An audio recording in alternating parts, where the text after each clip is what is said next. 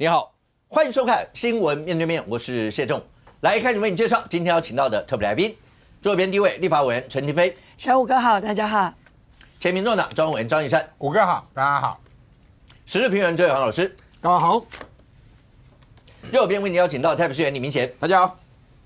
资深媒体人邱明玉，五哥好，大家好。资深媒体人黄阳明，大家晚安。好，那一样，全国所有的观众朋友会关心的是，当柯文哲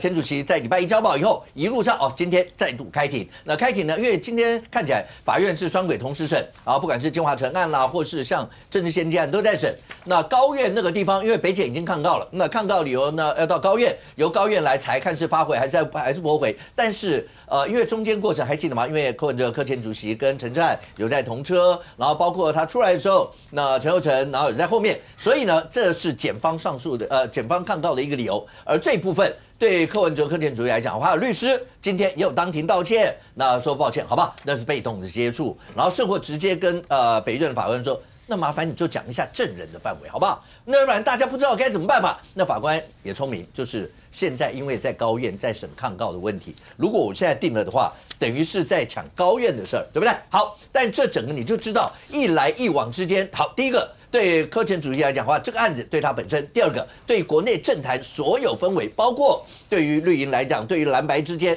那如果要是抗告，假设是被驳回的话，柯文哲柯前主席会不会真的全国各地方巡回感谢小草？那这些那未来又会发生的好，那我们就一个来看，先看第一段吧。第一段当然就是柯前主席今天出庭，来一善是那当然大家从穿着开始，一直到今天审的，包括中央基金会啊，所有这些都在里头，还记得吗？柯前主席说过，他那时候出来的时候讲说，民进党一定没想到民众党这么干净。哎，对，因为清水白，对，干净清白，所有这些今天审重望，所有这些事。哎，没错哈，今天审重望这件事情，因为我们都知道柯文哲被起诉4项罪名嘛，第一个叫做图利收受贿赂的部分嘛，就是1500小审，210的所谓朱雅虎那个传给李文忠简讯那个部分嘛，另外就是公益侵占总共2324万，就是 Excel 党那12个金主的那个部分嘛，另外就是穆可侵占政治献金的部分是4510万，那另外就是众信的背信的部分，所以今天主要的集中在穆可跟众信，因为它传到2个非常重要的员工，一个是穆可的这个李婉萱来作证，另外一个是众望基金会的员工，也是现任的民众党的秘书长周瑜修来作证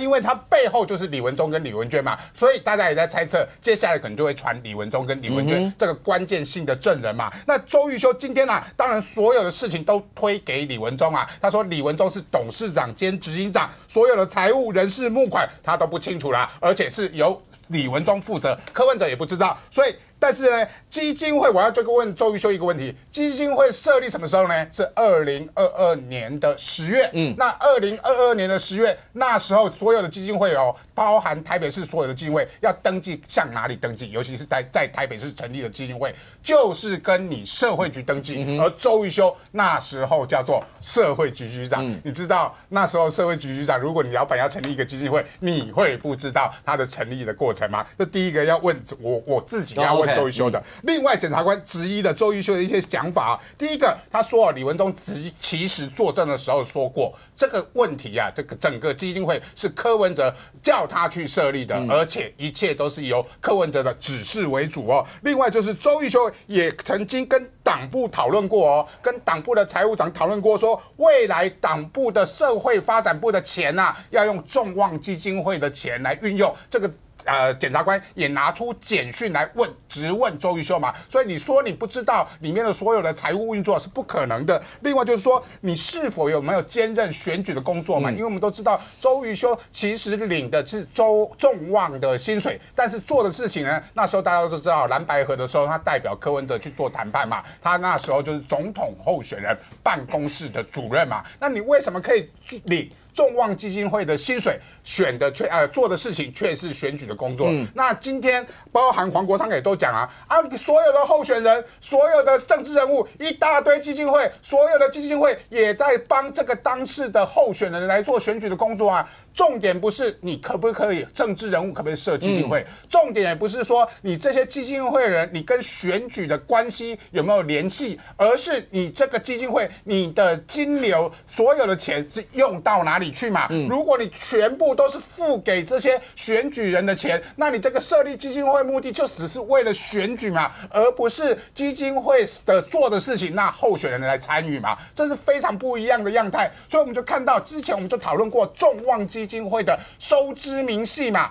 91%啊，是付掉了人事费，另外6成付掉人事费，3成付掉房租，总计91%，你就是付房租跟人事费嘛。也就是说，你这个基金会根本没有其他的业务嘛，而且你叫做慈善关怀的基金会哦，你应该做一些慈善的工作。那时候就被踢爆说你只捐了一条10万块的这个捐款而已，其他的你根本就是在养人跟付这个基金会的房租，而别忘记了哦，这个付这个基金会的房租，我们都还没有去查清楚，这个基金会的房租有没有跟所谓的总统候选人的办公室有没有跟党部的房租合在一起，你就把它付掉了，这就是问题嘛。所以柯文哲当然认为说，你下面的人应该把所有的罪行全部扛起来，我柯文哲就没事，但是没有那么简单，每一个人都为自己着想嘛，包含今天被羁押的问题，我就要骂一下陈志涵了，你那么希望被关进去吗？因为今天柯文哲的律师向审判长道歉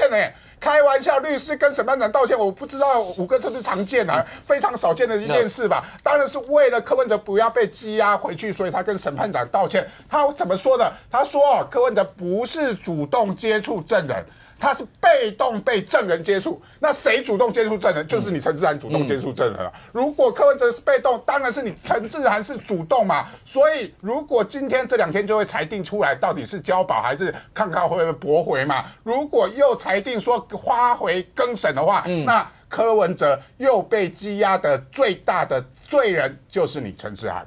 来，小雨，你刚才其实一善在讲的时候，镜头旁边那个画面就是那个保姆车停的那个时候，就陈志涵就钻进车里嘛，对，然后接下来就是柯文哲要上车嘛。那刚才讲到那个律师今天就跟法官讲，通常这个对了，他当然不是这么常见，可是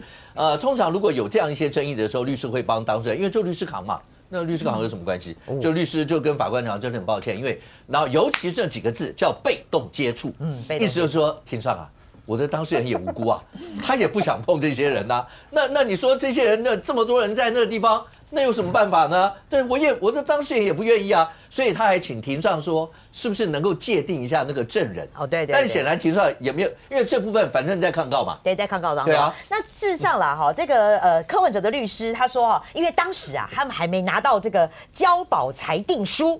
他说他不知道这个同案的证人不管是在北检还是北院上面列出来有谁，他是讲说他没有拿到交保裁定书啦所以他就很诚恳的去解释说柯文哲不是主动是被动，检察官就不买单嘛，他就说你不管是不是你不管是什么侦查中的证人或是在北院的证人你这个全部都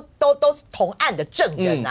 那先帮大家回顾一下啦，那为什么这个陈志汉跟陈佑成都被当成证人？因为如果大家印象深刻的话，是在2024年的4月28号的时候呢柯文哲有传一个简讯给这个陈志汉赖他啦，他就是说金华城的容积率没有进过市长室所以呢这个就是要彭正生来负责他是有这样子的一个对话。好，那这个对话是不是当时大家是认为说你是不是柯文哲就界定要把这个案子全部都推给了彭正生，而且柯文哲这个 LINE 是传给陈志汉的所以陈志汉有因为这个 LINE 就被传为证人嘛。那陈佑成的部分，因为大家知道就是说陈佑成他是担任这个市议会金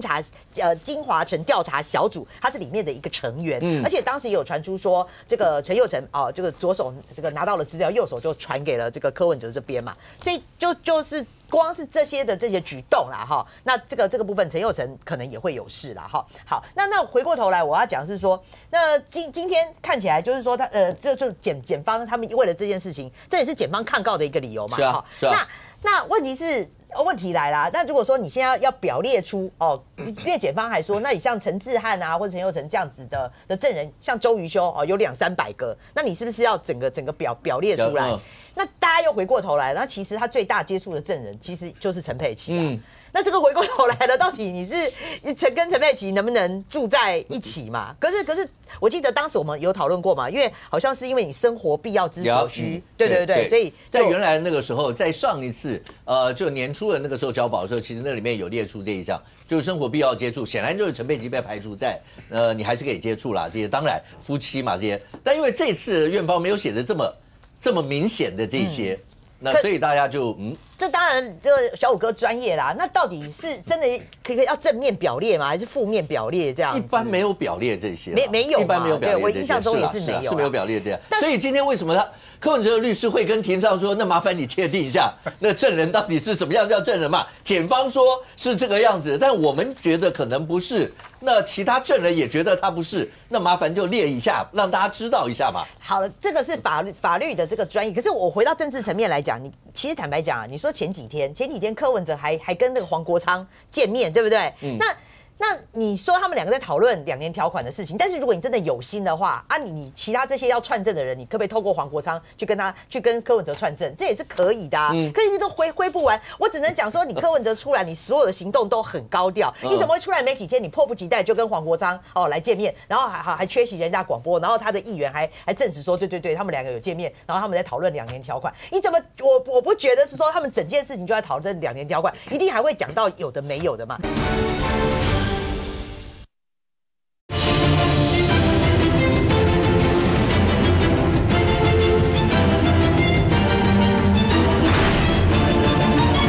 然后他的议员还证实说，对，他们两个有见面，然后他们在讨论2年条款。你怎么我不觉得是说他们整件事情就在讨论2年条款，一定还会讲到有的没有的嘛？对，所以我觉得如果连黄国昌都摆里面的话，那柯文哲就什么人都不能碰了。可是就你真说他太高调了哈。那回过头来，高调这个，对，这真的很高调，我觉得他是史上最高调的一个被告哈。那回过头来，我再补2件了哈。今天柯文哲他在庭上的时候，我觉得他讲了一句很有趣的话，他说什么？他说，这个他这个出来之后哈，反而更惨。他说他出来之后反而更惨，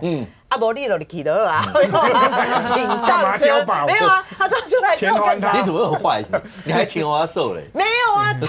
他讲这句话，我觉得大家惊呆嘞。他自嘲啊，他说我出来之后更惨，他说因为检察官呢都找对我有敌意的一些证人来啊，对，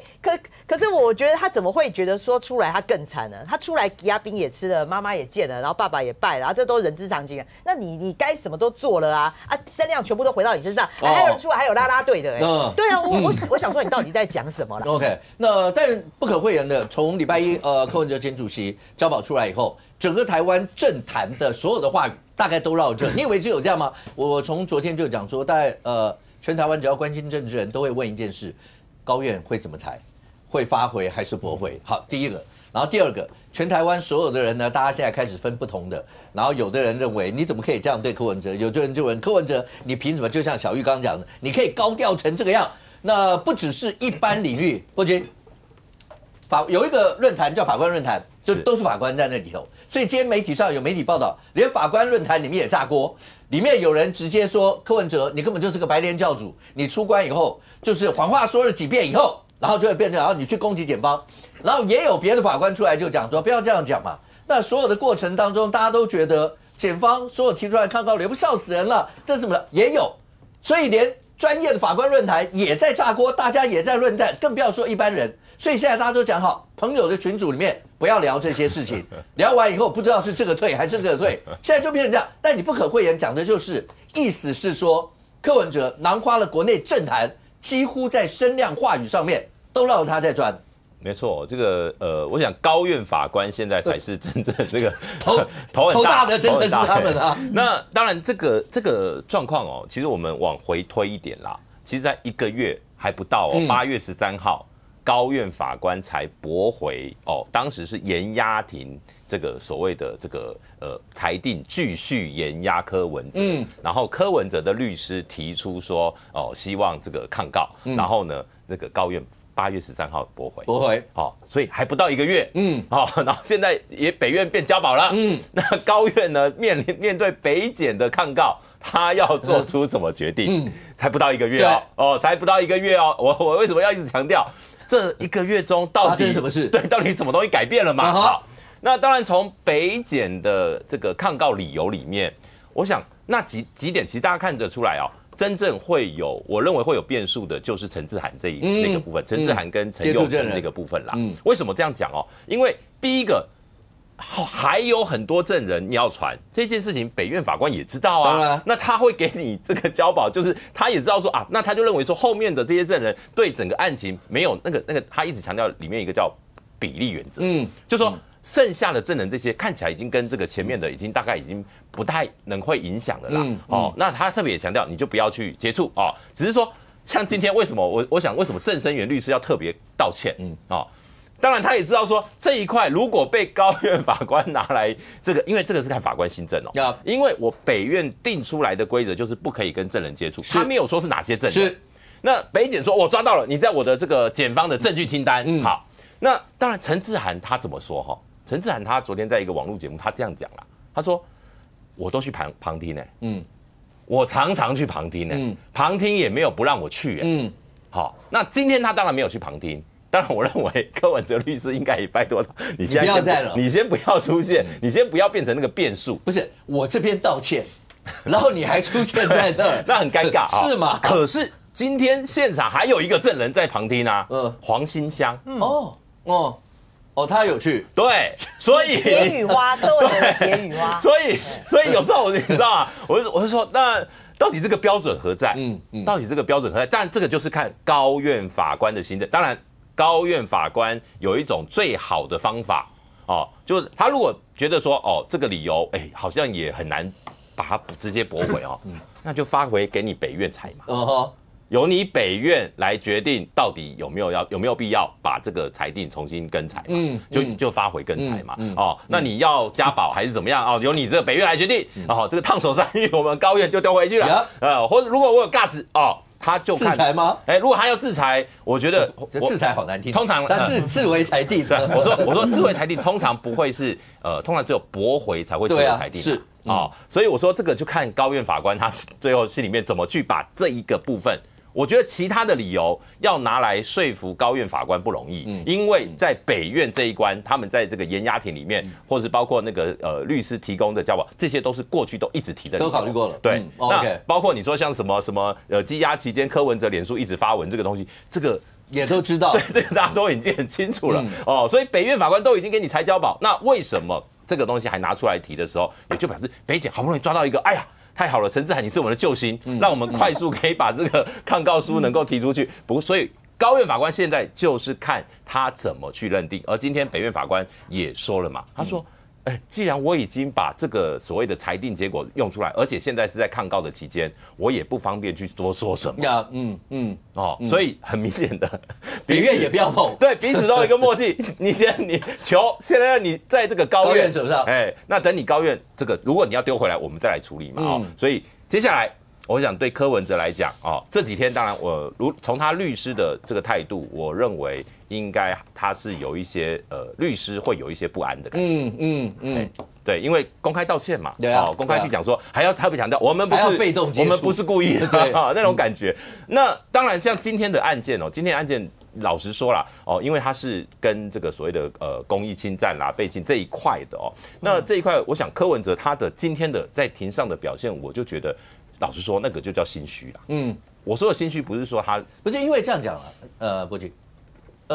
他们的账从去年8月查到现在，因为有很多要攻击民众党或攻击柯 P 的这一段，一定是会被拿出来的嘛。就是说，你从去年8月要查到现在，然后当时还鞠躬道歉，所有这些，那好歹把这个账查成什么样，让大家看一下嘛。因为这也是跟这几个案子会有关系嘛。对，当然，因为你看，比如他讲说我妈妈说这个新买的被子也可以拍出灰尘，对，牙齿也会咬到舌头，吃个饭也会咬到舌头。他意思就是说，这些事情大家都在做啦，只是我很倒霉，我被你看到了。那这一块，老实说，我觉得柯文哲要辩护的力道会很弱。为什么？可是这一块，老实说，对他的司法来讲这个司法的结果不管如何，都不像金华城案那么严重。当然，所以相对来讲，他只要强调这个东西这个没有，大家都这样。不是，他不应该说大家都这样，应该是说他没有那个犯意。他要强调的应该是这一块，他不是故意而为，而是说这些事情都在为我们一个远大的目标。很多政治人物都是成立基金会，然后呢，我们要去做的都是同一件事情。好，这样来解释，只是说，我想当然后续这个所谓的公益侵占，因为他那个定义真的是有点。我不知道要怎么样定义什么叫公益侵占所以后续法官怎么去判定才是关键。OK， 但是不管怎么说，你说当官司打到了，不管是公益侵占的问题，然后或政治先机问题，对国内关心柯文哲这个案，不管你是喜欢他的、讨厌他的，你支持他的、反对他的，当时的案子的重点一定是从金华城以这样往这。而所有那些在讲司法的时候，我都不知道在讲司法的时候，大家关心的柯文哲这个案，到底是在关心司法这一块，还是司法以外延烧出来的，包括在政治效应上面，在未来绿营要怎么样面对？当柯文哲掀起千堆雪，包括蓝营之间，那就算蓝白河的主轴一路往下走，当到了明年1月或2月的时候，当判决出来，可能会有无罪，可能会有重罪，可能会有轻罪，这样判决出来的时候，对蓝营之间要怎么样看待？还是你会关心的是政治的这一块？包括民选委员2位看一下，包括今天刚讲到政治先机那一块嘛，黄国昌也有做一些的回应，包括廷飞待会直接回应这一块。柯文哲今天开庭，看这个表情，然后记者就在旁边问赖清德总统说行政没有干预司法，你看他这个表情，你待会看一下这个表情，显然不是在讨论法律的东西，在讨论是政治的东西。来，我们先看一下黄国昌怎么回应的，来。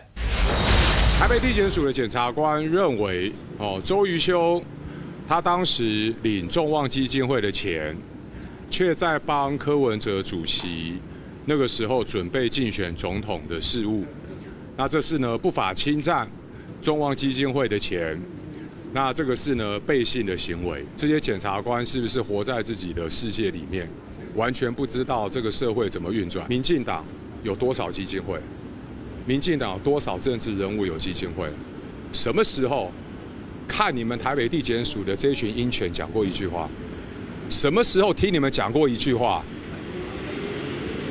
针对性这么强哦！贾启飞有没有？他直指民进党，支持你们的人，然后甚或连鹰犬2字都用出来了，什么时候讲过话？然后你看柯文哲柯前主席的这个表情，显然就是他完全不以为然。什么叫做行政干预司法已经过去了？他可能觉得是进行式。其实柯文哲从那一天出来，然后讲了那7分钟，他就定调了，这就是一个政治追杀，政治司法追杀，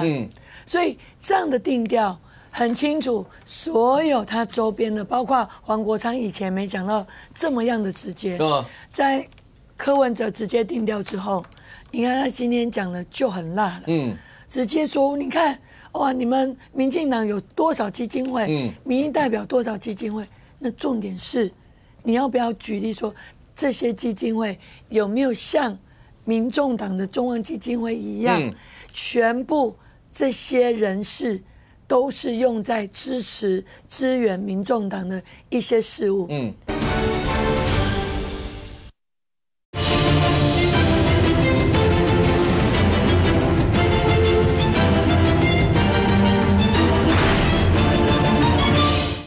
这些基金会有没有像民众党的中央基金会一样，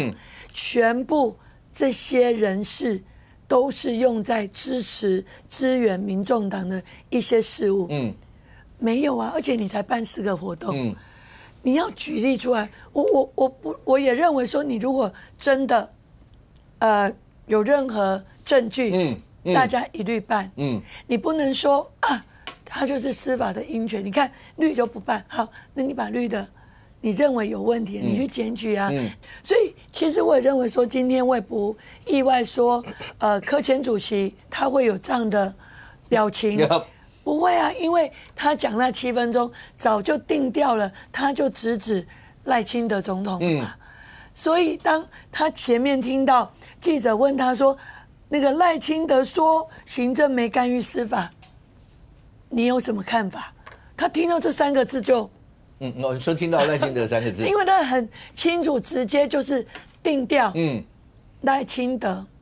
好，他出来就是这样嘛，直接指赖清德嘛。好，所以如果在这样子听到关键字，他当然是这种表情啊，他可以回答什么？所以我认为他这个表情不意外，因为在他定调是政治追杀之后，所有的民众党，所有的他们的公职人员都是往这个方向，所以我还是认为这场戏，你看他讲民进党，他也没有少讲国民党啊，他也有讲蒋万安的，所以我觉得他现在就是在整个趁政治的热度，这个政治的热度，蓝绿我都是打，好，那未来他要成为一个声量最高的，我想他现在在想的是这一块。他现在一定是塑造，已经成为反绿共主吧，然后反绿的第一把手一定是他吧。本来可能黄昌在柯文哲还在羁押期间，黄昌可能希望能够承继他前面的那个做法，变成所谓的反绿共主或什么。但看起来柯文哲一出来以后，因为从最近的声量上看起来，大概黄昌跟柯文哲两个人声量，媒体形容用断崖式，然后跟喷飞式的那种方式来比较，所以显然他现在很成功，再一次把自己塑造成这个样子。所以你光看他那一天哦，其实我那一天看他这样走出来，那种他已经想好，我觉得他在这一次出来已经想好了，我就要扮演什么角色，所以他从里面出来的时候，那种这个样态跟他第一次是不一样的，你说第一次交保那时候，对，第一次交保那时候就不一样的。好，就是他解除羁押的那一次，跟这一次其实那种气势是感觉，他那一次还没想好我到底要做什么，可这次我想他已经想好，所以他才这个访问的7分钟，他非常清楚每一句话，我觉得应该都是他在里面就已经想好了。应该是礼拜5到礼拜1，没错，出来以前，然后大概内容也都想过，就是这几年都已经想过了。可是婷飞，你刚刚讲那一段，来，明显有没有听到婷飞跟你讲说，这是因为柯文哲他想好，他就这样，他凡事都只赖清德。那你们呢？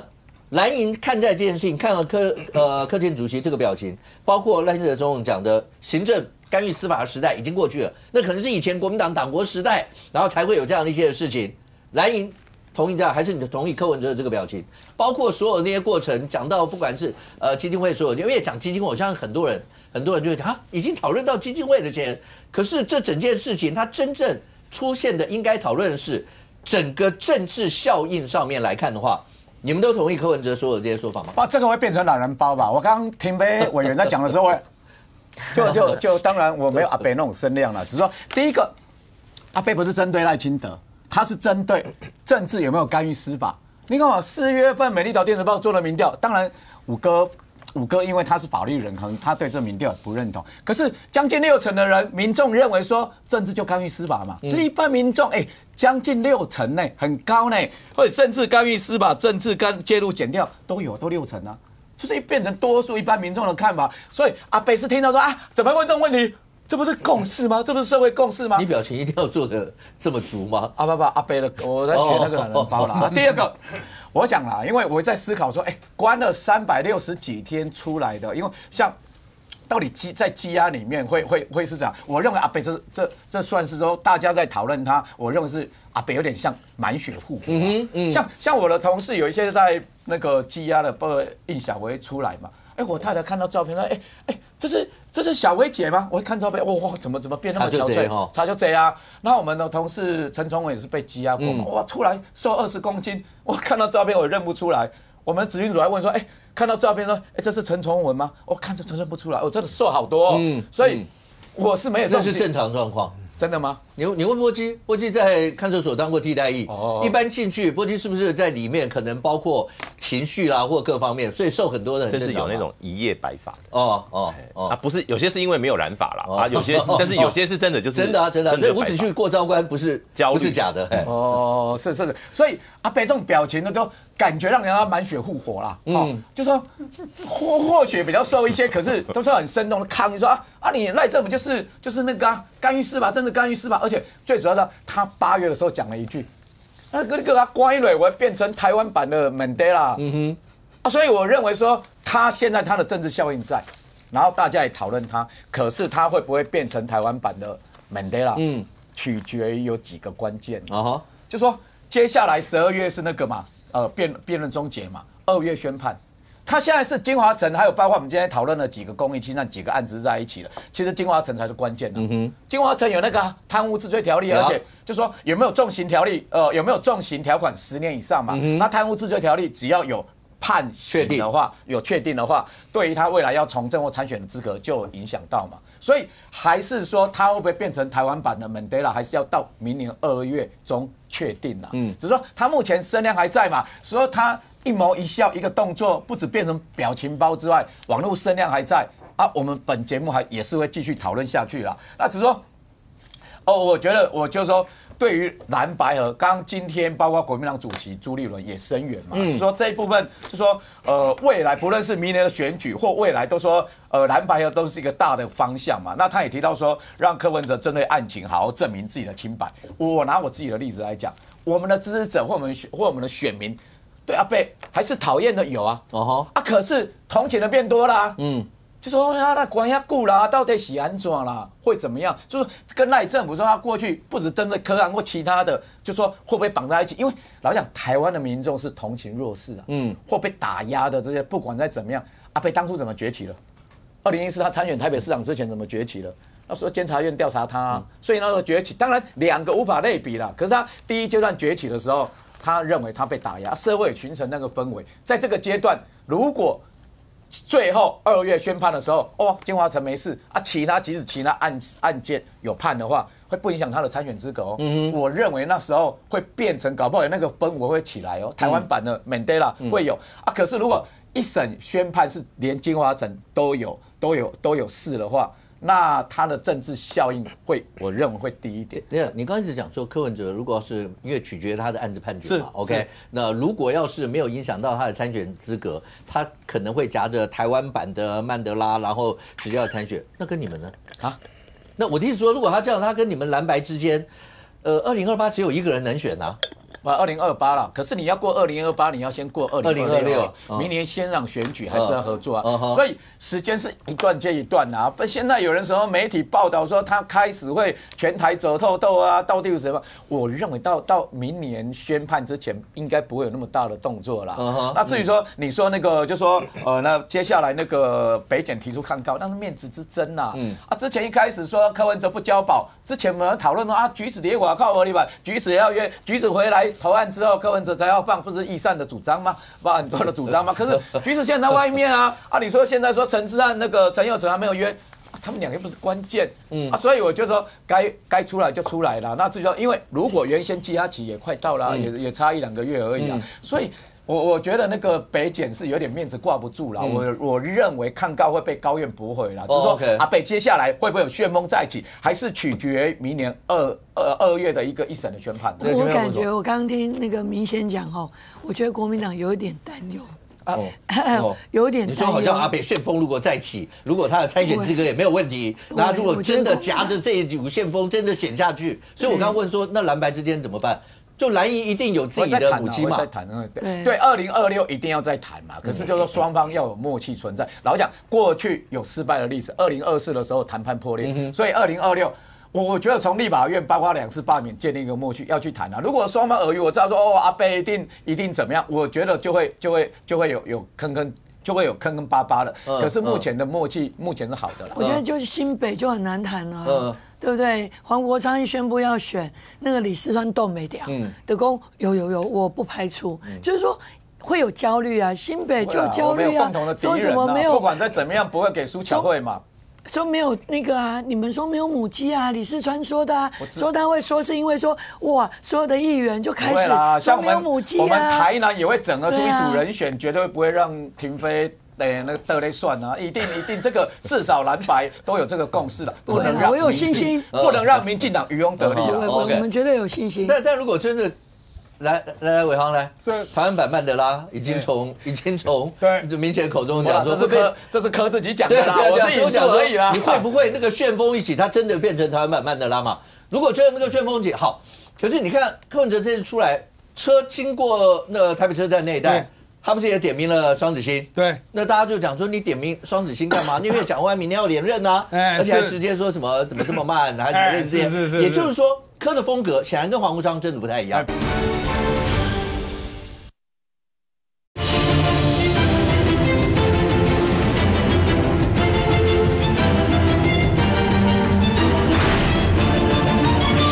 那大家就讲说，你点名双子星干嘛？因为蒋万明年要连任啊，而且还直接说什么怎么这么慢，还是类似这些。也就是说，柯的风格显然跟黄国昌真的不太一样，不太一样。他还是维持着他以前蓝绿两边，反正我都打，但是打多打少。那这样是能把他自己，包括民众党整个再拉上一波吗？可是再怎么说，刚才明显也讲，如果要宣判，不管是月底2月出来，不管你什么时候宣判。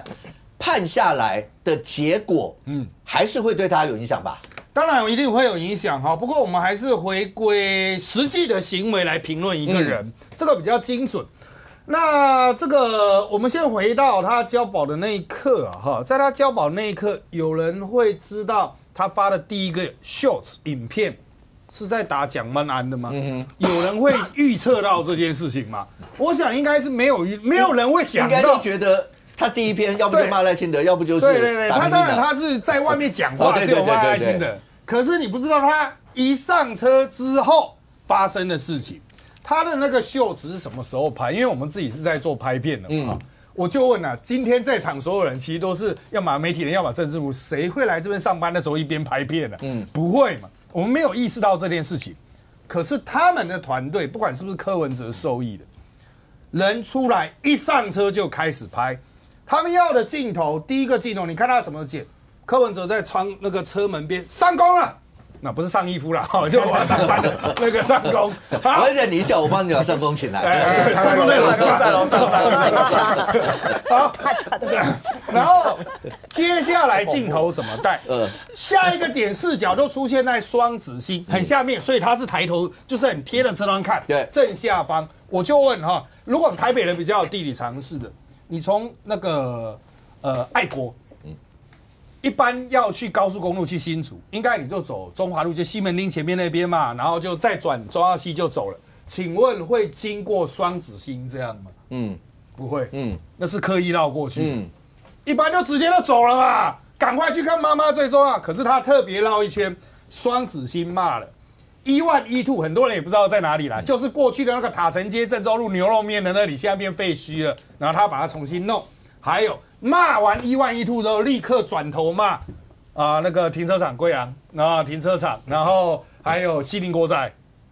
完全精准的。最后面车子一路往三重开，他就在那边直接就讲说我也唏嘘我们路计划不是都规划好了吗？你这个东西抛出来，请问蒋万安要怎么回答？他就只有慢慢做啊，不然呢？可是蒋万安已经做多久了？3年啊，明年要选了嘛。这个就是柯文哲厉害的地方，他就直接掐着你国民党，他就直接插手在你市政的这一块，他不打国政哦。对赖清德，他就是可能国政就交给委员啊，不然就是交给黄国昌。他就一只手掐着我台北市长，我讲讲我的市政啊，我讲讲我的历史政治的遗产，可以吧？当然大家都说可以，讲完也只能说谢谢，谢谢指教，也没办法，谁会知道柯文哲一出来就打你这一炮？他为什么要打这一炮？但重点就在于说我们就必须要去回想到一件，就柯文哲实际上就是言而无信的人，就是之前跟民进党合作，然后后来跟民进党翻脸，现在。比如现在2023也跟国民党想要合作，6点协议都签了，然后又翻脸，他总是会让你觉得说好，我现在是你的朋友，可是一旦他觉得时机可以了，他就立刻翻。好，所以现在重点在于蓝白合是不是非常的浓烈？是啊，那会合到什么程度？为什么要有蓝白合？从刚才明显谈的，大家都为了选举嘛，2026嘛，要去想的都是小草的票嘛。你们没有好的候选人，我们国民党有优质候选人，请小草投过来。但是你一直在模糊两边的边界，国民党和民众党的边界，会不会造成国民党人觉得，民众党也是我们自己人？这种感觉会不会越强烈？明显刚刚有讲一段，是支持者觉得同情，柯文哲的比例是提高了，对啊，对，提高。而那个同情到最后会慢慢同情的边界感就没了。是，他们的人变成我们的人，那你到那个时候，当他们想要把一些东西搬走的时候，当然柯文哲自己要不要选是一回事，不用先想到2028、2026，当他们说我们要去搬动一些块的时候。啊，那么滴2滴眼泪啊，当初怎么样，我们这么多么倾全力支持国而且民党32-0，而且最重要的32-0的这件事情，不只是民众党在请呢，不只是柯文哲在那边致辞的时候讲，国民党人有没有呼应？你去看罗志强有没有呼应？徐巧芯一天到晚都在呼应嘛，这个就是问题之所在。受到32-0直接帮助的人，他会很适时的接柯文哲的球，会去回阿北的话，那这种边界感就越来越模糊了。我就问接下来国民党党主席的选举，正式报名了，10月18号投票之前，会不会有人意外跟柯文哲同框，同时拜拜可以吧？这个不是就民众党最擅长的招数吗？过去是柯妈嘛，那现在的柯文哲本尊我就出现跟你同个框。你这样同框的感觉是，就像柯文哲觉得他会比较适合跟蓝白之间的合作。对，也许就是感觉就是说，这个是真的有在支持柯文哲，蓝白合在他身上。你要想，最主要候选人郝龙斌就不太会演这一出嘛，其他的会不会演？其他的根本没什么好失去的，为什么不演呢？大家都来合照一下嘛，比如卓博源这些，罗志强在他交钱之前，他也可以尽量合嘛。9月18之前，他也可以尽量合。大家都可以去柯文哲身上扎到铲子，这就会造成一个印象，就是国民党内部是有近柯反柯的也不要讲说亲柯了，就接近柯文哲和柯文哲不要那么接近，这2派会去做拉扯。也就是说柯文哲实际上就在国民党里面安下了一个不安的因子，像什么？就大家就回想2018的时候，民进党到底要不要跟柯文哲合作？那个时候民进党内部也会有拉扯啊，柯文哲适度的撩动你，你民进党就濒临分裂了。这个其实柯文哲玩过，但是就是看现在国民党到底有没有意识到这个问题。当他在打台北市政的时候，会不会暗指着实际上有一些可能反对蒋万安的人，见缝插针的可能会就从这里下手。有没有边界感？明显会不会？其实像边界感还边界政党之间的边界。你说绿营曾经有没有想要争取柯文哲跟绿白合作？有，一定也有啊。那因为官司现在走成这样子，你觉得柯文哲心里面我跟你绿白合作，你搞我管下顾啊，我跟你绿白合作。我就变成说，这实际上就变成一个动态的嘛所以你知道很多小草他们有个论述，有白投白，没白投蓝，蓝白之外非绿，绝对不投绿就会变成这样子嘛。所以这个一个大的框架的，在县市议员的部分会变成竞争。比如说很多议员是多席次嘛，像我的选区，有民众党的嘛，他明天投民众党嘛，我真觉到小草应该是微乎其微啦。可在县市长的部分，就合作的空间会比较大。他整合完成功之后，只要推一组蓝白的选票，就会集中了。那至于说在总统是在线上之上的，那也要整合成功啊。如果变成2组的话，那当然挺委员就笑得很开心了，就跟2024一样嘛。所以你说那边界感，它会变成是一个动态的。你要画得一清二楚吗？现在只有泾渭分明的，只有绿白之间是泾渭分明。明显讲得很简单，然后你要整合，不要忘了。下面还有小鸡，就是这个母鸡你要整合，你的小鸡要怎么谈呢？有那么好谈吗？你自己是候选人，战略问题啦，你讲的是战术问题。所以我觉得说，这未来蓝白一定会出现很多的矛盾。绝对不是这么简单说来，像那个大罢免一样，因为大罢免他们的目标是因为他们认为如果能够大罢免失败，那阿伯可能就会出来，所以他们最后用了一句话，说这个小草不出来，阿伯出不来。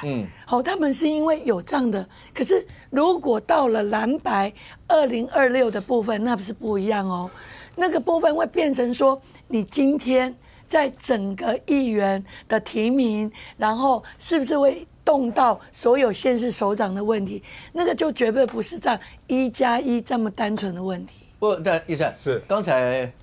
明显讲，上一次柯文哲2014年，你在节目也讲过，2014年他选市长那时候是因为监察院不是调查啦或者什么，对，结果一出来以后，那个声势直飞冲天的那种感觉，是后来就选上，对，那个过程你也有经历过，没错。那这一次跟上一次是能够同样比拟吗？也就是说，这次的政治上，然后他把它讲成这是整个政治收押，讲成这是政治追杀，所有用这样的方式，会跟2014年一样，他会再往上攀一波吗？2014年最大的不同是因为会计法有修订啊，因为当初有700多个教授因为被查发票啊，柯文哲也是其中一个教授，所以他不是为了柯文哲一个人啊，柯文哲这件事要感谢柯建铭，因为柯建铭帮忙柯文哲去修了会计法的修正案之后，把相关的这些700多个教授都同时解套了，所以他那时候的罪叫做普遍性啊，不是说个案的罪。那这一次的罪叫做个案的罪。国民党最大的风险在这里，现在所有国民党人哦，几乎都不敢骂柯文哲这个案子叫做贪污哦。如果柯文哲不是贪污，叫做司法迫害啊，那应小薇怎么办？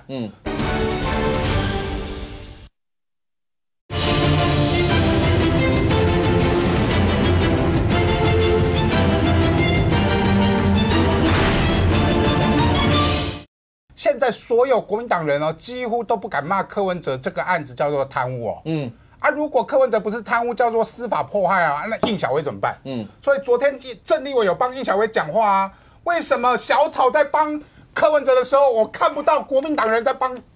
应小薇？如果柯文哲在金华城案是很无辜的，那应小薇应该更无辜啊，因为他一个叫市长，一个叫议员啊，顶多应小薇叫做说不违背职务受贿啊，那你柯文哲叫做违背职务受贿，那不是更严重吗？另外呢，国民党也有国民党人现在有样也学样啊，所有一切的司法判决全部推到司法迫害啊，政治迫害啊，不是吗？现在都说赖清德介入司法、政治介入司法。今天有一个人呐，严宽恒呐，司法迫害2审被判8年4个月，他也出来喊司法迫害。我也没有听到国民党的人在挺严宽恒啊，更不用说严宽恒的爸爸严清标，对不对？还进去关了3年，出来了。如果说因为贪污出来会变曼德拉，那应该严清标变曼德拉，关的比柯文哲久啊，而且他3审定谳去关了啊。如果贪污出来可以变曼德拉，而且国民党愿意接受的话，那台湾定这些贪污罪干嘛？这是非常严肃的一个议题，国民党必须思考未来蓝白合，你们要争取小草民众党的支持者的支持，这件事情无可厚非，因为选举就是这样子。但是你们因为要争取小草民众党支持者的支持，然后就一路要硬挺柯文哲的司法判决吗？他的司法判决是在3月、2月，可能1月就出来了那如果1审定谳里面他被判了贪污罪，难道国民党真的就要跟黄国昌一样一路硬挺吗？黄国昌讲过一句话啊，贪污就去坐牢，不要鬼扯啊。现在我觉得国民党人或者民众党人都在鬼扯嘛。到底是不是贪污？很简单，1审判决出来就知道了。那不然你就等3审定谳嘛。在3审定谳之前，你不能因为了争取这些小草民众党的支持者的选票，然后说柯文哲是无罪的，所有一切都是要做司法迫害。那你为什么国民党人严宽恒不去挺，应小薇你不去挺呢？这是国民党刚才讲的界限模糊。我看到你们都在挺柯文哲，但是没有人帮严宽恒讲话，没有人帮应小薇讲话，那不叫做双标吗？那你们为什么会界限越来越模糊？自己人都不挺啊，光是挺民众党的人啊，不是吗？都在挺民众党的党主席柯文哲啊。所以啊，包含未来有可能很多的事情都会发生问题哦。刚才黄国昌讲的所谓的众望基金会的问题，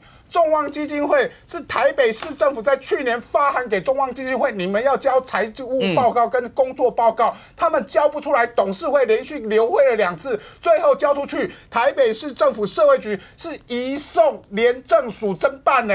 跟赖清德有什么关系？去问长官啊，为什么要移送廉政署侦办？包含金华城案的议会里面有没有成立调查小组？都有啊。这些5大案都有调查小组啊，那你们现在突然转向，包含郝龙斌都转向，还跟钟小平、游淑慧切割，切割完之后不是都在切割自己人呢，然后都在挺柯文哲那你未来不是被柯文哲带着走吗？柯文哲用的这股力量，你觉得他是为了选举吗？不是，他在为了这股国民党、民众党的力量，在压迫司法，对他做出最有利的判决嘛。而1审如果做出最有利的判决，阳明那篇写的对啊。如果10年以下呢？10年以下，柯文哲是可以选总统是啊。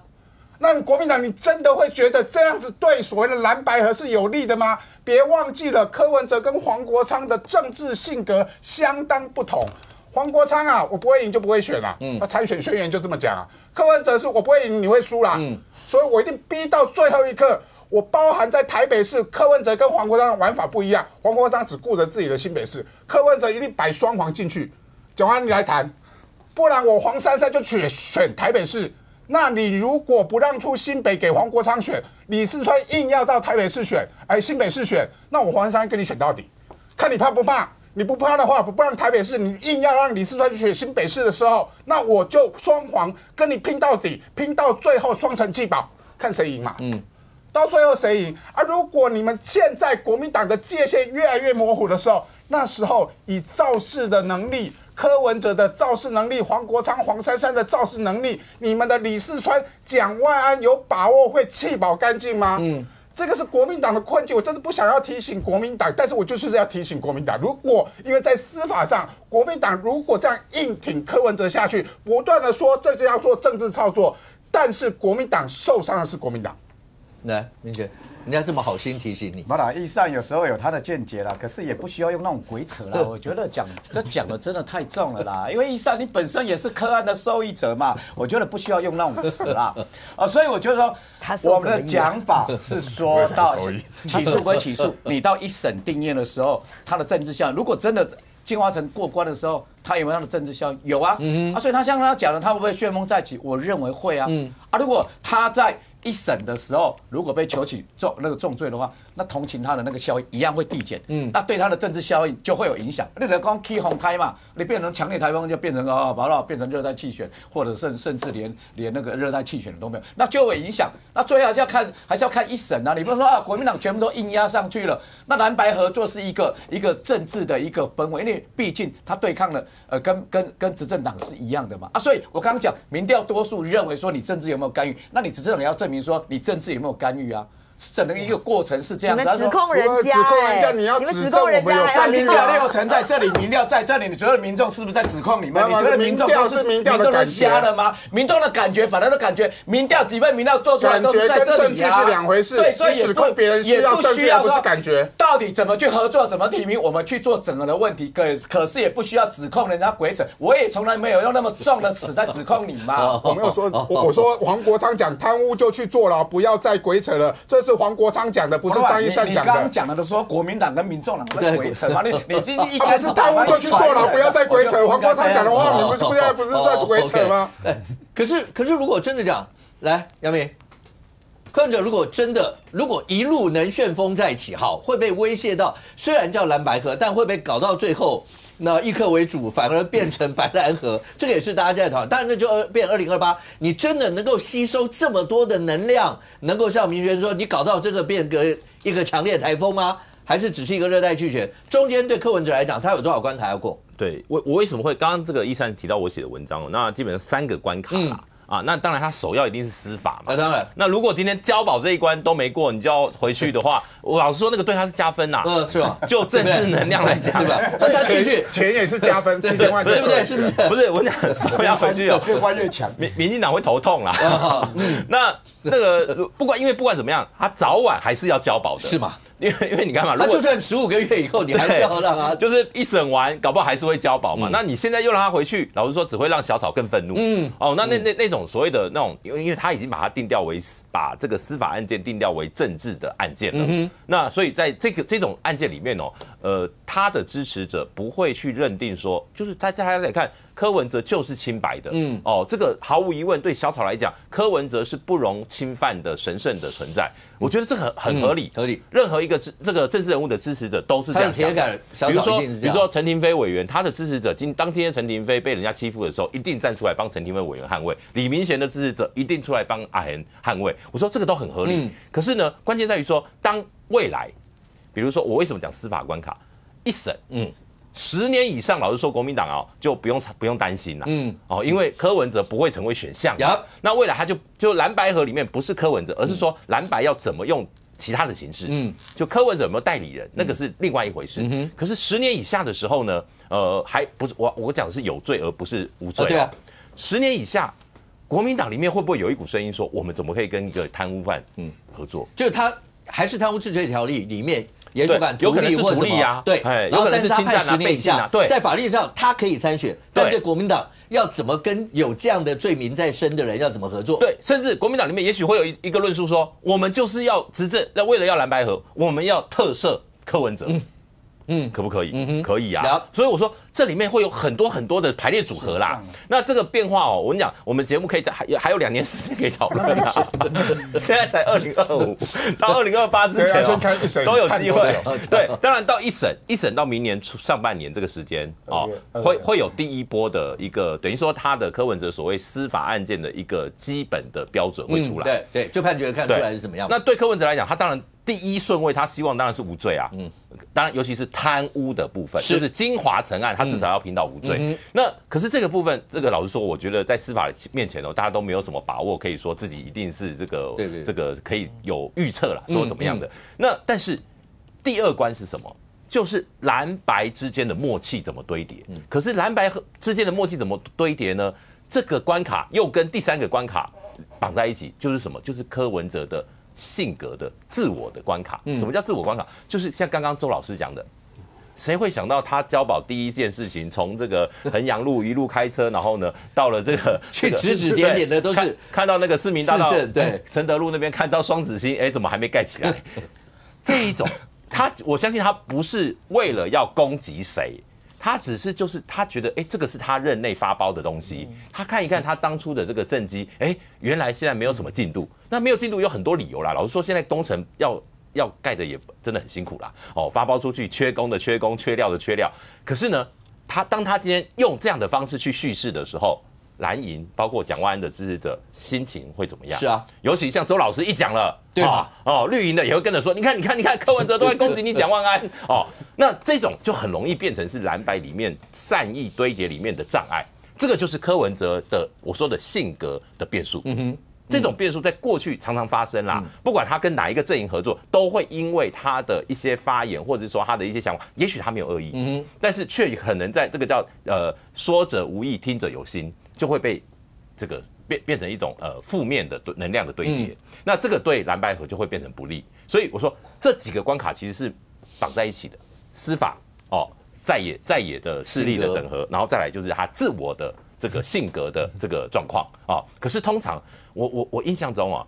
通常经历了一段牢狱之灾的人出来通常会沉默寡言。我必须说为什么？是因为他会担心，因为尤其他还不确定他的那个司法的案那个判还在一个不确定的状态，所以通常会更谨慎。可是他这几天其实除了那一天以外那一天他出来这个慷慨陈词，然后拍了那支短片以后，其实这2天他都很谨慎了。你会注意他出门一定是赶在车子要开的那个时间点出来上车。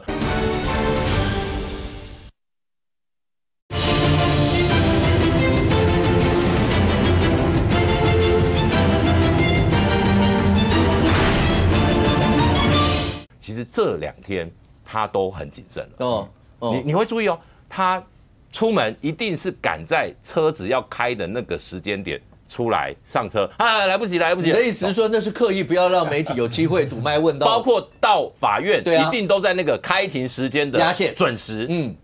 说拍摄我来不及了，我一定要赶快，就是不要让媒体有堵的机会。这个都是安排的啦，这个都是铺排好的啦。因为检察官抗告了，没错，这个时间点就是尽量避免额外的发言去这个叫节外生枝。我想这个是很合理，律师一定跟他讲说，你最近不要透过媒体的方式。可是未来如果一旦交保的这个裁定是确定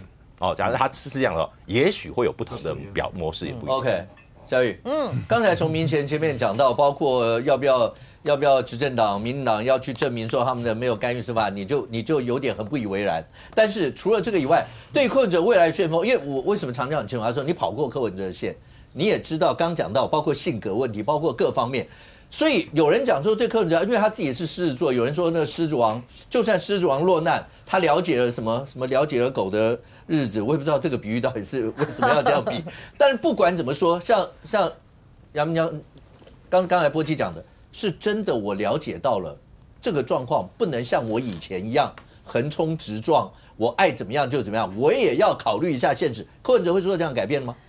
坦白讲，我觉得一个人的性格，尤其他到了60几岁，你说要改是蛮难的啦。他其实他以前还有戳妹嘛，还会戳他一下。那现在看起来，我就除了现在司法啦，司法当然就是。刚刚大家分析我也赞同嘛，就是说律师可能会劝他安静个几天。可是我就是有很多的这个绿营朋友很着急啊，就一直问我说，那柯文哲出来绿你要怎么样应对？我就说啊，没关系，就跟老柯的说法一样，此时无声胜有声，你放心好了，柯文哲绝对会自己自爆，你就等着他自爆就好了哈。好，那当然啦，就是说明贤刚刚讲说什么这个什么政治干预司法，你指控的人家，你本来自己就要拿出这个事实来嘛，不是说当年这个黄世明啊这种的哈，那你要去夜报这个马英九啊，这个就有一个证据啊。那你现在除非你能够真的指控啊，拿出证据来说哦，对赖清德是真的有这个干预司法啊，不然我觉得这样的指控挺不好啦，不好啦。林岱樺讲过嘛。林岱樺自己有案，当然这么讲啊。所有有案的人都说司法迫害啦，严宽仁也讲司法迫害啦。在喊吗？连林岱樺就是在隔壁停飞委的隔壁的好朋友也在讲啊。不是啊，我都可以同意，任何在3审定谳之前的所有的罪嫌的人。犯嫌人啊，嫌疑人都可以喊是司法迫害，因为3审还没定谳，我当然要喊一喊啊，不然我要认罪哦，认罪就抓出去关啊，认罪。所以所有的犯行人，但是我们评论员或者是我们政治人物要维持那条线嘛。好，那我这个回来好了，你不要随便乱哦。好，那我回来，就是我觉得说柯文哲他当然只是他自爆了，可是你不可否认柯文哲的能量自带能量是非常强的，对。然后你看他出来，马上我还是等哦，等说他那天回去看他妈，为什么桌上还要摆个麦克风啊？所以我在等说他是不是未来又要剪一些影片，要有什么样的诉求哦？这个确实我在看啦哈。但是坦白讲，我觉得他这几天呢展现出来的能量，确实是黄国昌所比不上。对，怎么会突然之间，当柯文哲出来以后，就真的太阳就只有一颗，然后变成这样？然后那个黄国昌，你看像830或830，你再往前推，好，最早推应该是从1月11订购机吧，1月11订购机中间一路830专案，对，然后包括726、823、830，哦，黄国昌是一路，因为只有柯文哲积压嘛，黄国昌正是一路带着白岩这样打到现在，但柯文哲出来以后。就突然发现，对，柯文哲的这颗太阳会不会太耀眼？不只是月亮，还变月全食，就不见，天口雕月就不见了。好了，那我自己观察到，我觉得一件事情，我觉得黄国昌就远远被甩在后面，因为黄国昌当时不是被反罢免嘛，到处站台啊，有没有？哦，还拍照啊，哦，还那个讲到哇，那个去给他转播啊，流汗啊这样子。国民党确实有感谢黄国昌啦，哈，他说要感谢黄国昌主席这样。但是呢，柯文哲一出来，马上就定调说32-0啊，检察官占了很重要的因素，他马上全部收割，就收割，你们国民党可以过，都是我的功劳，所以哇塞，这把黄国昌已经甩到后面去了，黄国昌这些你帮他站台拍影片，这些都白做了，全部都是我柯文哲，所以我觉得这柯文哲厉害的地方，他连黄国昌都可以收割起来。那你看哈，我觉得黄国昌现在最大的危机哦，这几天也有人就是在跟我讲了哈，就说看起来柯文哲出来最主要是2年条款了。他说柯文哲耳根子，他的缺点是耳根子很软，所以他现在开始两边的势力哦，一定会开始在那边跟他嗡嗡嗡嗡嗡嗡嗡嗡嗡。你看，连他还没出来之前啊，张启凯就已经开始找主任放话了嘛，叫他出来赶快解决2年条款嘛。那现在看起来2年条款，我觉得是不要说是蓝白合有纷争啊，我觉得民众党自己的这个内斗才要开始嘛，因为两边就开始有人要开始跟他讲2年条款的事情了。那天张志豪不是有说吗？就是柯文哲找了黄国昌，他们主要是要谈2年条款嘛。我觉得2年条款对于黄国昌来讲也是一件很要紧的事，因为对黄国昌来讲，他一定很希望还可以继续做立委啊，因为他没有立委，他有立委的话，对他来讲好处是他进可攻退可守，他至少再怎么样的话，他还有一个立委的宝座嘛。那如果他坦白讲，你说那个新北市长，第一个国民党真的会让他吗？我们讲就形势比人强嘛，你李四川的民调就已经比他强那么多，他为什么要让给一个不一定会赢的人呢？所以我觉得说黄国昌，那你如果说他没有立委，他变成一个空壳党主席，因为现在看起来所有党的实权还是掌握在柯文哲手上嘛，包括2年条款他都没办法决定啊。他说哦，那要叫柯文哲来决定，他没有实权他要这个空壳党主席干嘛啦？所以我觉得是说这2年条款对对于黄国昌来讲，这个才是对他来讲是比较重要的事情。我相信他还是会想要有那个立委的位置，只是说他要立委位置，那柯文哲也不能讲说好，那就是这个张启凯你留着，黄国昌你留着，好，那其他人对啊，陈昭之说，我也是帮你在那边站对啊，那前8期一定会跟他讲说，你看我为了你，我这刑事诉讼法我都快要修了，那你说对，那后8期嘞，后8期你说他还有这个什么朝天宫的啦，这些我有帮你出人出钱出力，所以我觉得2年条款对于柯文哲来讲也是一个要亟待解决的一个问题。可是如果要讲刚刚小玉讲说，不管是黄国昌主席或者柯文哲前主席，我们把它落在比较具体数据来看，对啊，那个数据看起来真的差这么多吗？这个当然了哈，民众党最近的新闻哈，以10天来计，这个是用网络爬虫去爬的哈，所以有些可能爬不到。我要强调，这不是什么重大的，什么像 Google 那么大的台，这是特定的这个搜寻平台去抓的，所以可能会在数据精准度上、总量上会有一些出入，但可以看趋势。好，那这个新闻当然白银是有标起来，橘色就是白银的线，白银的新闻总量一定标起来嘛，几乎最近都是他们新闻。你看，民进党现在头都很低啊，就是尽量不要制造太大新闻，让他们去杀。但重点让他们去杀是谁在杀？国民党的主席其实并没有杀的很火花四射，因为大家都还是在底下一下拜国公啊，一下都放话什么的啊，所以可以看到。国民党新闻的总量其实是很平的哈，就是国民党就平静无波。好，那民众党呢冲起来之后呢，我们要看的是谁的 share 比较高，分下来的比例比较高。很明显的，黄国昌在这个9月3号以后，就他出国的那段时间迅速往下掉。谁起来呢？因为交保的新闻，包括从是否可能交保啊，然后从交保的消息确定之后，柯文哲开始往上拉。要注意啊。这一个是总观看数，所以原则上来说，我个人认为就是柯文哲开始慢慢的有要加温，但重点是黄国昌挂掉不是说那个柯文哲一下噗就起来柯文哲其实没有多到多少，是黄国昌不见了，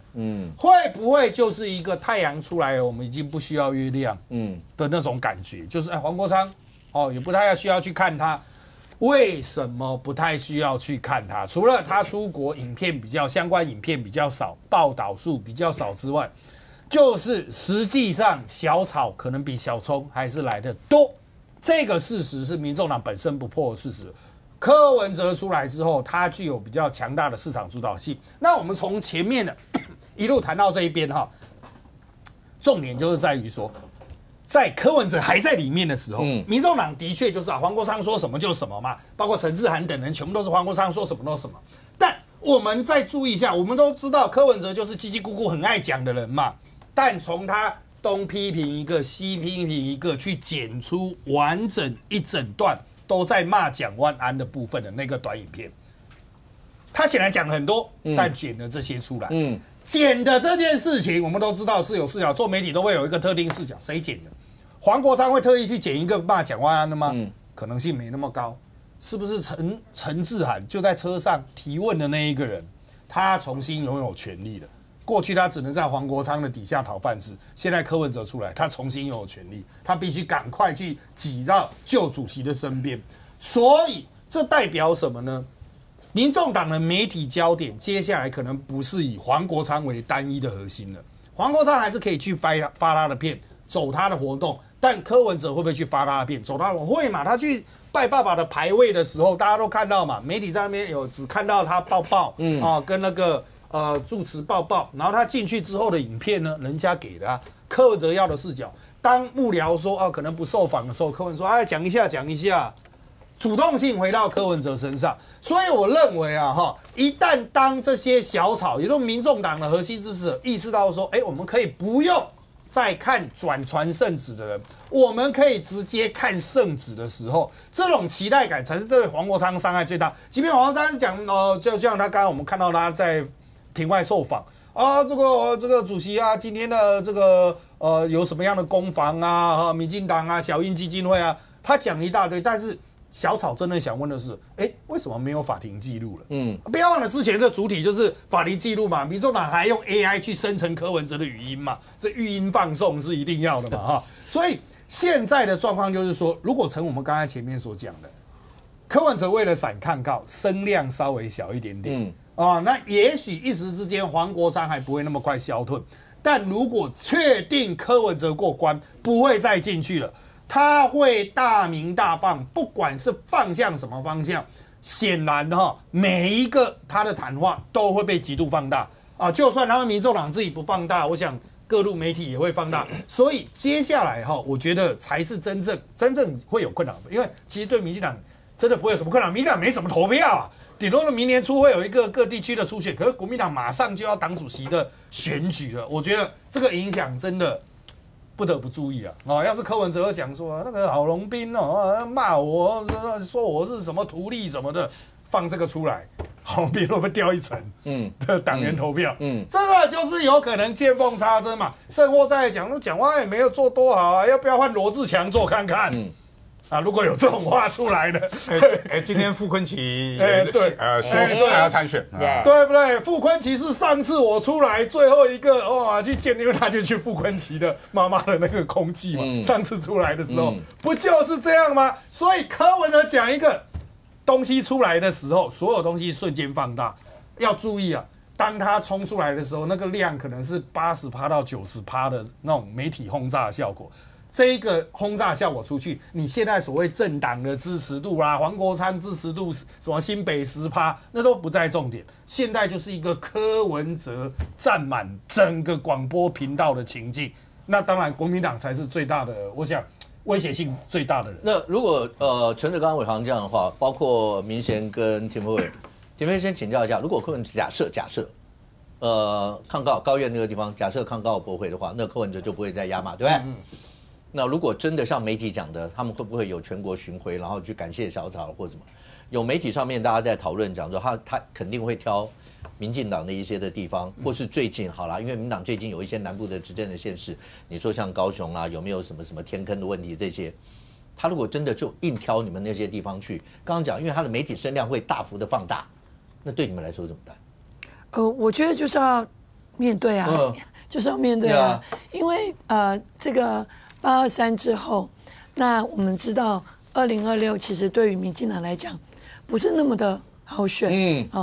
那在这样的一个状况之下，你就要看他们打什么牌，我们就要对什么牌，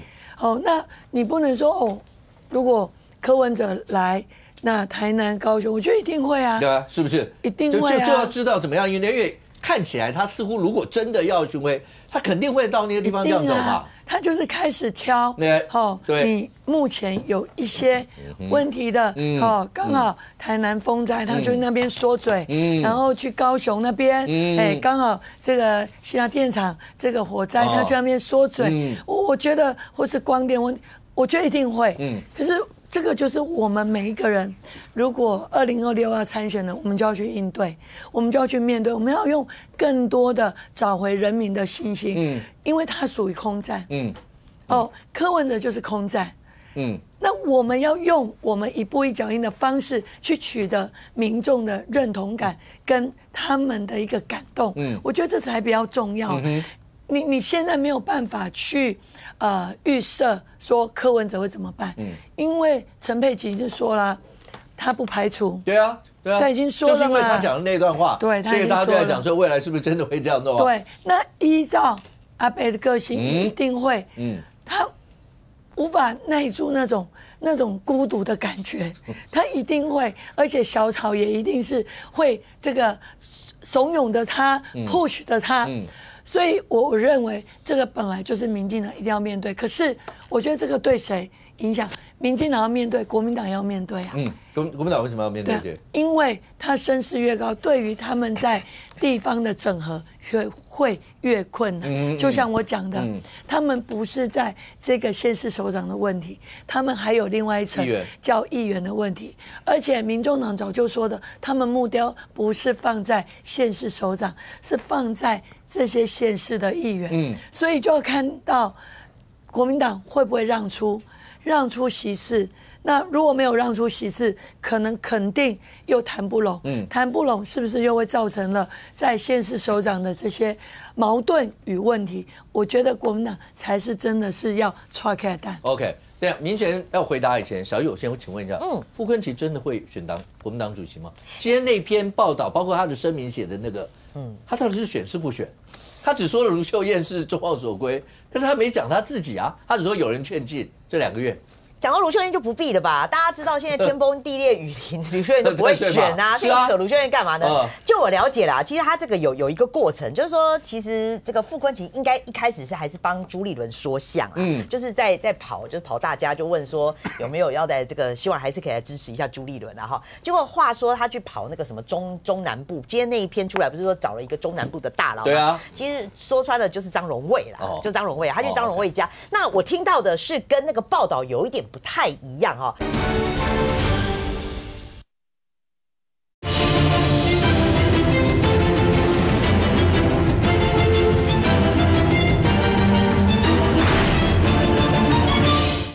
话说他去跑那个什么中南部，今天那一篇出来不是说找了一个中南部的大佬？对啊，其实说穿了就是张荣卫啦，就张荣卫，他去张荣卫家。那我听到的是跟那个报道有一点不太一样哈。那个报道我先讲，杨毅写的报道是说那个傅昆萁去找张荣卫就是讲那个党主席的事情。一开始是先帮朱立伦说相，讲着讲着他突然就自己提到说啊，那如果朱立伦不选的话那我来选啊，怎么样？就杨毅竟然写说张荣卫听到这件事情呢，就下逐客令，就请他出去，这样就下逐客令。我听到的不是这样，我也是觉得有点夸张。我觉得张荣卫不会，大哥啊，大哥怎么会就是下逐客令呢？我听到的是说，那个张荣卫就装傻，就当作没听到，就无视这件事情，好，然后就继续这样讲下去，这样子。那傅昆萁我不知道他自己的解读是说，那你没有理我啊，可是你也没有反对啊，对啊，所以就是是不是好像就觉得打了一个这个振奋剂这样子，然后就觉得他可以这样子哈。那现在看起来啦，就我的了解说，傅昆萁其实私底下也鸭子划水啦，他也除了拜会了张荣卫之外，也找了王金平啊，就也找了一些人啊，就是有表达说想选的一个意愿。那我今天还在问，就是我们还没开录的时候，我还跟他们2个讨论，我说。就我了解啦，就说这个消息啊，其实应该是王金平身边人放的。那王金平身边人去放这个消息，到底要干嘛呢？你是要鼓励傅昆萁呢，还是说要破傅昆萁的局呢？对，那我个人我是看啊，我是觉得说他放这个消息出来，其实是要破傅昆萁的局啦，意思就是说你们要选的人赶快挑一个出来哦，你们再不出来的话，傅昆萁要出来选黑头嗨呀这样，我个人是这样看啦，对，但是我认为如果傅昆萁出来的话，那我们也只能恭喜国民党了。那你当然觉得说我讲的很难听啊，就是大家当总召的时候，大家都会讲说啊，你们有更生人的总召，那如果他现在当国民党主席，那你们还有一个更生人主席。不好啦，就拍 TI 啦，这样。我个人是觉得观感问题啦。民众党主席黄国昌就变他小弟啊。可是我要讲，傅昆萁还是有他厉害之处哦。如果傅昆萁出来的话，我认为就是说他的在党员票，因为当时朱立伦很大的党员票是靠着傅昆萁嘛，不然他为什么要一路被傅昆萁好像拉着走，然后也不敢对他怎样？那但是因为傅昆萁有强大的党员票啊，那所以我认为如果傅昆萁出来的话。你对于郝龙斌甚至郑立伟现在也非常的积极哦，然后还有这个罗志强，我觉得几个人的比拼啊，傅昆萁不见得会输哦。来，明贤，那要不要回应一下你们自己党里面党主席的这一块，包括傅昆萁这一块，还有刚才来宾有特别提到，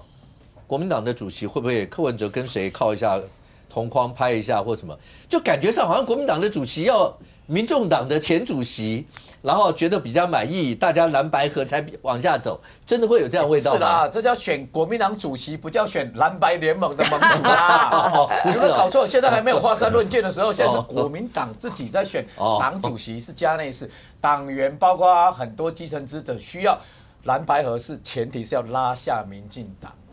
所以前提是这样，我们还是以党员自主，不是说哪一个，这跟选举、跟选公职、跟选党职不一样哦。你选公职，比如说我刚讲很清楚了，庭美委员都没有在听，议员的部分有没有那个有没有就说有没有矛盾？有啊，比如说我刚讲很清楚嘛，有白投白，没白来投蓝嘛。所以议员，我的选区如果有民众党议员的话，小草党可能投我啦，可能1,000张内底也无1张投我，嘿，足清楚的嘛。所以县长选举才有嘛。所以这个情况。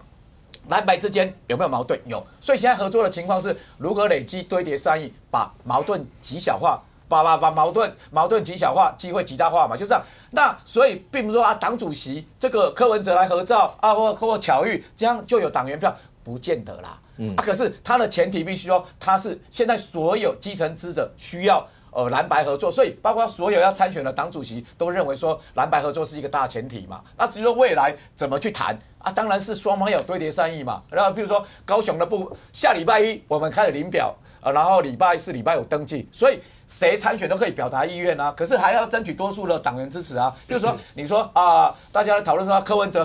要，包括周一扣姐说柯文哲要下去选高雄，其实。刚刚廷飞我也一直说啊，柯文哲应该全省去跑一跑啦，针对什么南部风灾啦、高雄去啦，先不用嘛。比如说，男科批先不用，因为有女科批在高雄啊。你看他们打那个大树光电的，你光说你看嘛，如果这是高雄的大树哦，我甲安呢，偷啊个砂石，一缸200车进出呢。啦，如果在台南的话，像正玉女神停飞岛就看不下去了啊！高雄那里出现了代志啊！你把它比作女科批哦，她会跳出来吧？他自己讲过，他讲，因为那个柯志恩也是叫柯志恩也是讲过，他博士啊，挖成这样子，一天200车哦，200车进出的时候啊，这个只有开发业者而已吗？你没有。地方你没有柯文女科批，他也说这没有包庇吗？没有官员包庇吗？一天200车哦，而且不止大树美容也一样啊，挖成这样子，而美容也是挖成那么夸张的，也挖成天坑。天坑大峡谷是美国才有的，结果曾几何时变成这个，难怪会对廷飞委员就是说他们地方的治理的成绩会变成选举的一个考验啊，所以这个也会变成说啊，接下来蓝白合你怎么去整合？当然是整合一个最强的，那最强的面对谁？当然是面对民进党嘛。所以要蓝白整合的一个过程中，外在有一个挑战者，挑战者是谁？当然是民进党嘛。所以是这样情况。不过现在看起来的话，国内现在眼下马上要解决一个，那当然应该财划法。财划法现在到底是立法院要改，行政院要改，现在到底大家互相在财划法上面对，就是因为那个公式的计算。OK， 让观众朋友你先看一下，包括其实今天赖清德总统针对财划法也讲的话，国民党主席朱立伦当然也有讲话，让你听一下。来，去年在野党所主导的财划法修法之所以铸成大错，一方面是因为蓝营的县市首长有地方包围中央的心态。再加上国会在野党过半，完全不接受行政院的提醒，所以我们可以清楚看得出来，屠刀一直都不在民进党的手上。但是不容否认的，这个过程当中，在公式的设计上面，分母的确有一点瑕疵。赖清德真的应该放下，不要用好斗的个性跟在野党斗完以后。党内也斗，现在中央跟地方也斗，这样永远没完没了。来，目前从你开始来啊，从15县市，然后包括今天朱立伦主席直接指明说赖清德总统斗啊斗，但赖总统刚才直接就讲说是因为蓝营县市首长，然后就当时所有这些也不听，然后也不听，包括行政院所有这些，现在大家好，可是问题总要解决吧。对啊，所以现在就是修法，到底行政院主动修还是在野党要修？不管怎么样，我觉得聚焦在修法的过程中的一个好瑕疵，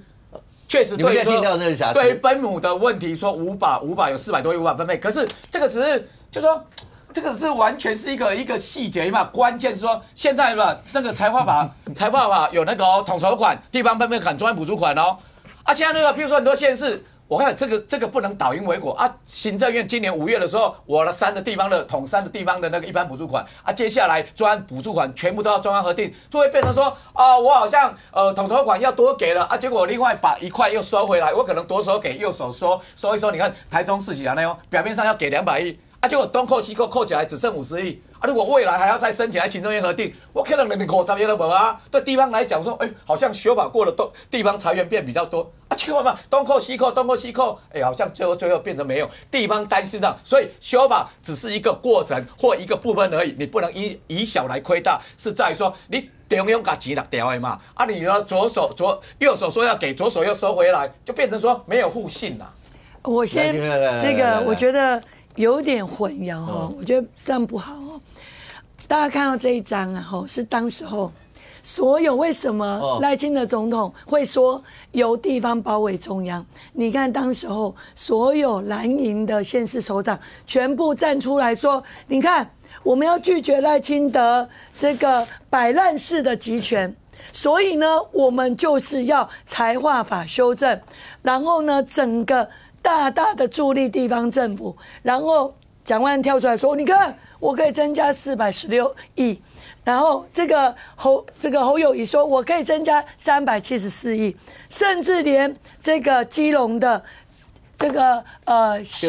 谢国良也说：“我可以增加75亿。”每个人都这么说，然后我们看到云林说他可以增加149亿，当时你看都跳出来。好，通过的时候，我们看到这一张，都说那3读通过了，好棒棒哦，这不就是国民党吗？然后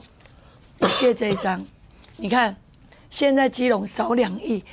财划法出错，分配款少2亿，新竹少7亿，嘉义少2亿，云林少27亿。大家看一看，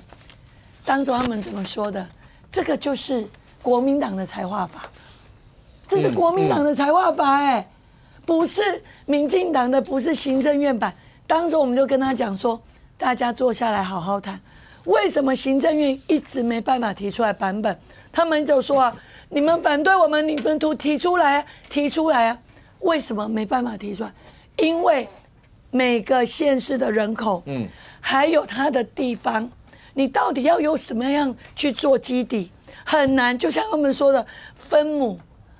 不够分，而且算错了，就是这个样子啊。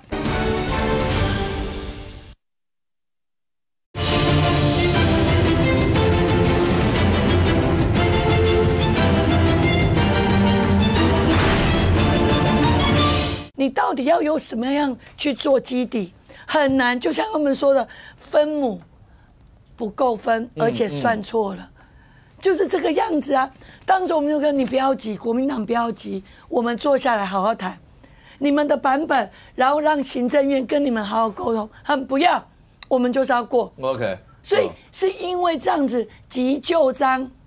然后才出了这么大的包。所有的人现在跳出来了，你看。由卢秀燕号召全部一字排开，我们要求要重修，所以行政院现在说他们要怎么做，我们都说你一定要面对，要分的谁要面对？行政院一定要面对啊，否则你看他们也是一样，之前现在因为蓝营执政县市比较多，他用地方包围中央，他一样这一次你看一字排开，你看又把责任推给了行政院，你不处理。我们全部完全预算没办法编，你看又把明明就是国民党出错，把责任又丢给行政院，我们就说行政院你要面对，你就找来好好谈，我们要怎么处理？找他们来谈，他们来提出版本怎么处理，我们不能把它撇开，因为既然我们行政院财划法是我们，他们一定又会给我们戴帽子，然后我们一方面找他们来谈。这个很直接的面对。第二个部分是我们也要把国民党乱修法讲给所有的人听。我们不能说国民党乱修法我们就不处理了，我们一样要处理，我们要直接直球对决，找你们来谈怎么处理，然后呢也要把责任告诉大家，就是国民党的乱修法。来，国军，请问一下，朱立伦主席有讲说，那就是公示上面那有一点小瑕疵，但显然，不管是你看，今天行政院也有强烈回击，什么叫就你们当时全部都弄错，然后也有民党委员讲说，那时候的版本就是到最后一刻拿出来那个版本，大家根本不知道版本到底是什么。那这些对，当然落实最后结果就是，那还是要修嘛。就只是现在是立法院在演，你自己要吞回去修，还是行政院呢再送一个修法的版本？但光为这个，大家也已经吵成这样子啊。财划法这个题目，老实说，一般人要懂不容易，因为它是关系到什么叫资源分配的公式，还有就是说，其实中央它有一个叫做它的分配的权利，好，那卢秀燕他们其实主要抗争的不是公式的那一块，他们主要抗争的是说，这个今年你已经先把这个地方的一般型补助，因为修法你就把它直接卡下来了，就说这些有一些什么一般性，我们就尽量都把它减少了，这个是行政院直接减少的，这个今年3月的事情嘛。那明年度没有，这是预算，这个不是这个预算跟财划法无关，对，财划法是我来跟大家讲，25%的我跟大家讲，但是基本上这个生杀大权都是在行政院了。那卢秀燕一直卡的是这一块，那后来是因为我要强调是说财划法修法。因为这个比例改变了，中央的比例减少，地方的比例增加，所以明年度呢，目前中央也打算就是这个所谓的，既然你统筹分配，按照公式的要给你多一点，那我们给你的一般型补助、计划型补助就会减少。好，就所以卢秀燕他们就是要来跟你说，没有，你这个公式给我了，我也要，然后呢，你那个一般型的也要减少，也至少不要减少。就说其实当然地方都会希望说饼越大越好了。那你说这个合不合理是一回事哦，但是公式的那个瑕疵的部分，我相信这个大家也都不会反对啦。现在国民党团自己都说这个里面有问题了嘛，是吧？邱元主席也说那个确实有瑕疵，但主要欺负到的是离岛啦，主要是离岛啦，离岛受损啦。那所以现在国民党会不会修法？当然也会，那行政院你说这个礼拜6找各县市去讨论一下，那当然也就是告诉你说，如果你这边有减少，我跟你讲，有时候行政院就是做个好人。离岛不够了，我们都帮你，还要帮你补齐。其实这个问题没有那么难解。但是总统的动作，我比较从政治的角度，不管是卢秀燕昨天开这场记者会，还是赖总统今天早上的这就叫2028开打了啦。简单讲就是2028开打，而这个题目对绿营来讲太好打你了。因为你国民党确实有修法的瑕疵，然后呢，确实我们可以告诉你说，是你们自己主导的财划法出了包，所以我可以这样来对抗。那对赖总统来讲太好了，有一个国民党明显错误的，那我出来砍你，那你这时候还用卢秀燕讲的放下屠刀啊？没有啊，屠刀在你们手上哦。所以我说，如果今天从政治的角度来讲的话，现在是解决问题其实比较重要，才能够符合赖总统说休养生息。那我觉得朝野只要能够对话，这个问题其实很快就解决了。我补充一个，就是说。一般补助款刚刚杨明所说的，那是属于明年，就是说一般补助款或统筹补助款的部分但今年的一般补助款其实是因为3月份，就是说在之前他们这个叫那个行政院要自行调整，他删了很多自行调整不过来，所以呢。必须要先把一般补助款先暂缓。那因为所有县市都抗议，所以呢，在这一次追加预算把它追回来，所以这是跟我们这个财划法其实是没有关系。好，冤有头债有主，就是蓝白乱砍。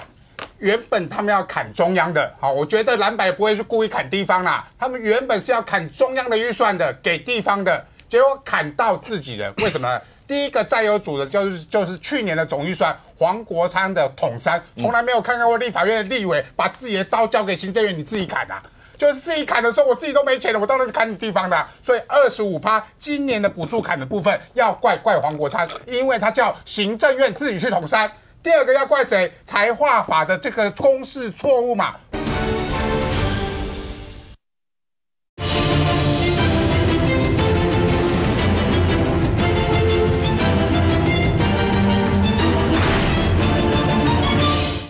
砍中央的预算的，给地方的，结果砍到自己人，为什么呢？第一个债有主的就是去年的总预算，黄国昌的统删，从来没有看过立法院的立委把自己的刀交给行政院，你自己砍啊，就是自己砍的时候，我自己都没钱了，我当然是砍你地方的，所以25%今年的补助砍的部分要怪黄国昌，因为他叫行政院自己去统删。第二个要怪谁？财划法的这个公式错误嘛，傅昆萁。这两个都要做党主席的人，你的提案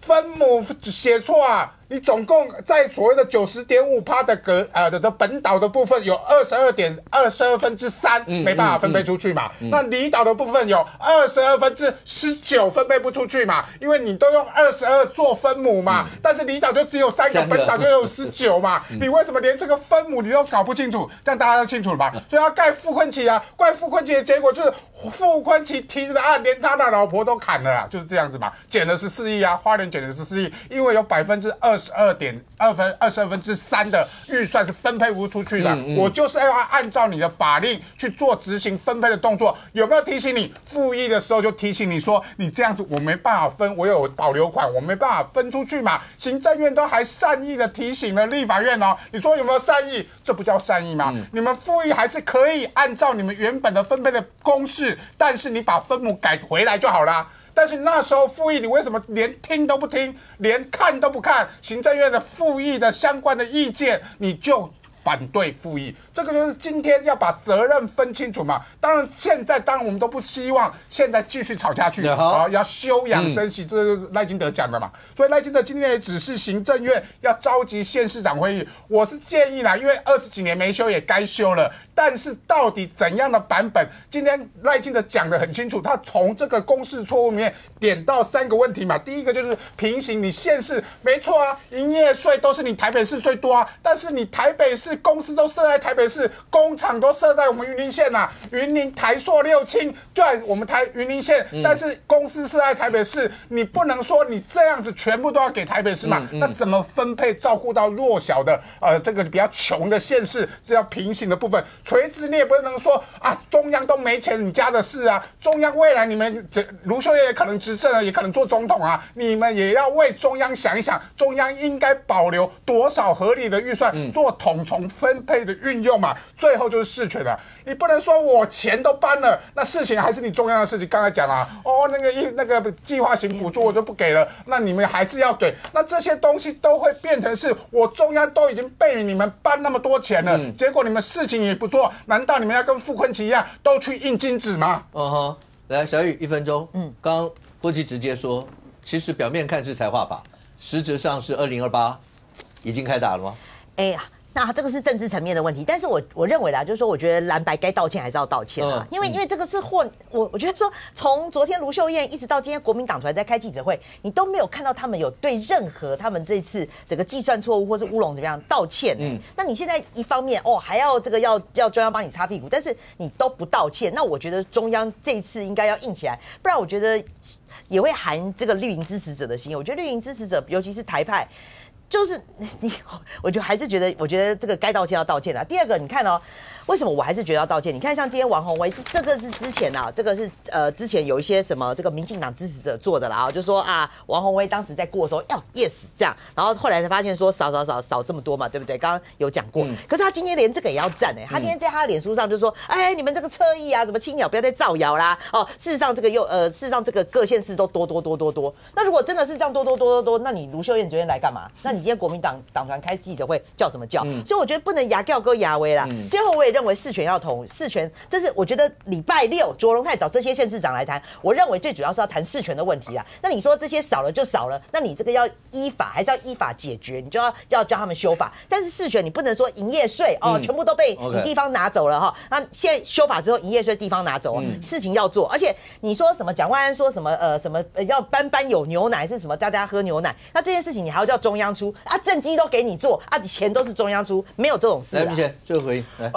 行政院目前最大的问题是在于偷天换日，然后不是统筹款的问题，还有专案补助款的问题，所以征集包括昨天记者会开的是在于这里的，所以那至于说修法的部分有瑕疵就瑕疵，政治责任该扛的就扛，这不是道歉问题。那道歉还道歉，我认错啊，我道歉了，就该修都该修，这是责任政治问题。那你执政党如果完全没有问题吗？所以我博基讲的对嘛？所以包括今天赖总统讲的铸成大错包括像刚刚小玉说，要道歉，说这你政治责任就开始了嘛。所以什么叫休养生息？又开始在选举，又在刀剑固了。所以所谓的休养生息，那你前面说要道歉，然后后面又讲那么多道歉，然后后面我觉得副总到这时候就可以出来说，不要再吵了战犯就是我。对，